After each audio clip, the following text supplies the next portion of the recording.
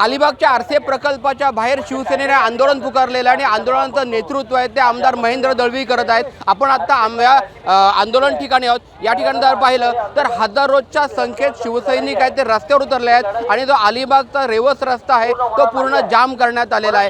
RCF हा राष्ट्रीय प्रकल्प आहे, गेली अनेक वर्षांपासून या ठिकाणी कार्यरत आहे। मात्र या ठिकाणी जी स्थानिक जे प्रकल्पग्रस्त आहेत त्यांच्या मागण्या असतील, नोकरीचा विषय असेल, त्याचप्रमाणे खोल समुद्रात सोडण्यात येणार आहे सांडपाणी असेल, याचा कोणता सकारात्मक निर्णय आर्थिक प्रकल्पामार्फत घेण्यात न आल्यामुळे इथं स्थानिकांवर मोठ्यावर अन्याय होतोय आणि ह्या अन्यायाला वाचा फोडण्यासाठी आज शिवसेना रस्त्यावर उतरलेली आहे। आज काही वेळापूर्वी जिल्हाधिकारी कार्यालयात आरसीएफ प्रशासनाला एका बैठकीला बोलवण्यात आलं होतं आणि ते प्रकल्पग्रस्त आणि आरसीएफ प्रशासनाची बैठक होणार होती। मात्र आरसीएफ प्रशासनाने याकडे पाठ फिरवल्यानंतर सर्व शिवसैनिक संतप्त झाले आहेत आणि आमदार दळवी यांच्या नेतृत्वाखाली आता हे आंदोलन सुरू झालेलं आहे। या ठिकाणी रस्ता रोको करण्यात आलेला आहे आणि पूर्ण जो रस्ता आहे तो जाम करण्यात आला आहे। मोठ्या प्रमाणात पोलीस बंदोबस्त या ठिकाणी तैनात आलेला आहे। आता जर का आपण पाहिलं तर आरसीएफ प्रशासन असेल, त्याचप्रमाणे जिल्हा प्रशासन असेल, याची भूमिका या आंदोलनाकडे बघण्याची कशी असणार आहे हे महत्त्वाचं ठरणार आहे।